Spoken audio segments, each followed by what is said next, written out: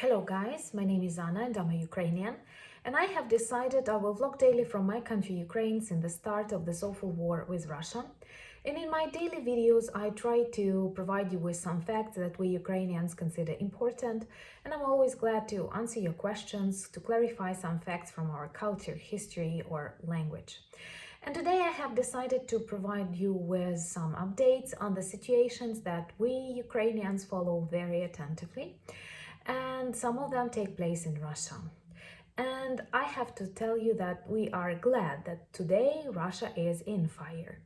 There are lots of objects connected to the military sphere, starting from gunpowder storages to various plants that were involved in the production of weapons, and also railroad bridges that were used for the transportation of weapons. Many of these objects were destroyed or were set on fire. Of course, perhaps Russians will say this all happened accidentally because someone was smoking, or maybe it is already very hot in May in Russia. But I do think that something is happening, and it's good that this is happening. I cannot tell you whether it's Ukrainians or Russians who oppose Putin's regime, but I think that these accidents, these arsons, these fires, they become more and more visible, and they are definitely not accidental. And I do think it's very important because, from one point of view, I am a totally peace person. I have never imagined myself living in a country at war. I thought it's impossible, and I really knew no reason for the war to come to my country.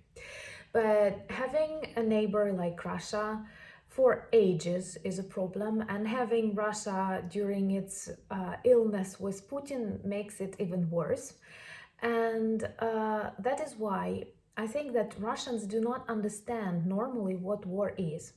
They glorify Victory Day, and perhaps I will record a separate video that will describe you their totally wrong attitude to the celebration of Victory Day, because actually during this day they glorify war, not peace, not victory, not the normal life after, and they always threaten people. They have small children dressed in Soviet uniforms, and they constantly threaten and demonstrate their aggressive military power. So perhaps they have something went really wrong in their understanding of what actually victory is. But another thing that I now very much understand, especially when I listen to those Russian vloggers who say that it's so difficult to be Russian, and difficult to be Russian not because you live under a stupid president for 22 years who does what he wants and you have your internet filtered, you live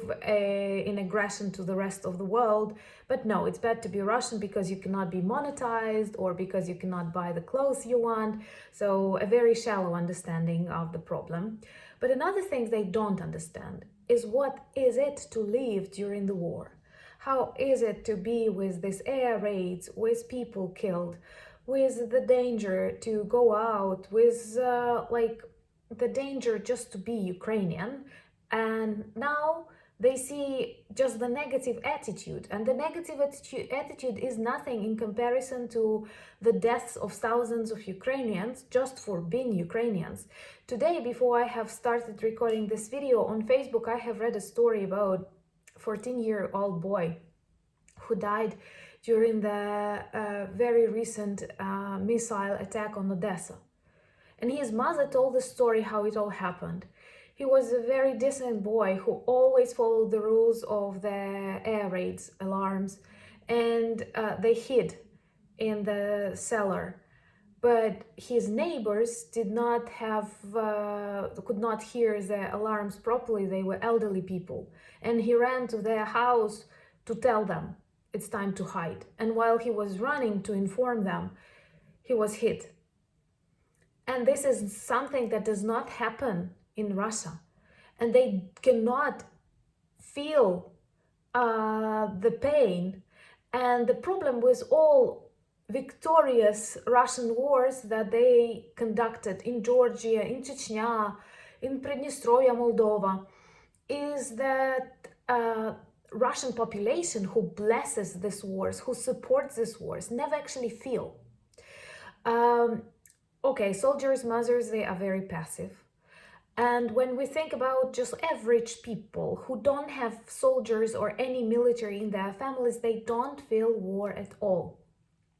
And when something like a fire happens in Belgorod, we enjoy reading their publics. No victims, but so many people who are terrified what is going on.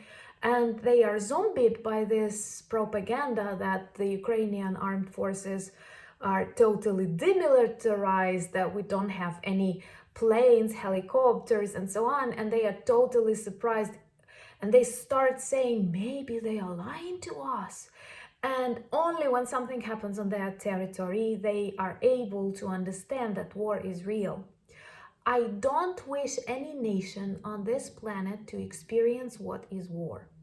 But those of you who in comments try to persuade me to be more understandable with Russians, you have to realize that currently my country is at war. There are lots of things that this war does to me, my family, my friends. There are lots of people who died just for the fact of being Ukrainians. They were not military, they were not attacking Russia, they were not speaking, many of them were neutral, even too neutral. And I cannot be tolerant and understandable when people, like the vast majority of Russians, either support or they are afraid to say that they don't support, or they are neutral and they don't like to talk about politics. But why aren't they neutral when fires come to the Russian territory? Why don't they stay neutral? It's wartime, stay neutral. And there are lots of such examples, and definitely I am like, if I was like 100% convinced that war is bad before this war. Now I'm 1000% convinced that war is evil and it has no place in the modern civilized world. And there are lots of other bad things we can do to each other without like actually destroying lives. And but Russians, they live in the past centuries, and that's why I think it's important that they feel what is it like during the war. And I know that we even had a petition or something asking Anonymous, the group of really good hackers, to break air raids in Russian cities so that they could hear what is it like. And an air raid, it's not something dangerous. It's just the sound that we will remember forever. But because in our case, they often finish with bombings. But in Russia, it could only interfere their dreams at night, and maybe they could feel more that war is not just like teaching someone how to live, not knowing how to live properly. Because come on, look at Russia. Does anyone want to live there? Why don't they ask these questions? Why their children go abroad? Why their families, like I have never met a person like the many people who want to study in Russia. I have met people who want to study in Canada, in the US, in France, in Poland, but I have never met people who want to study in Russia.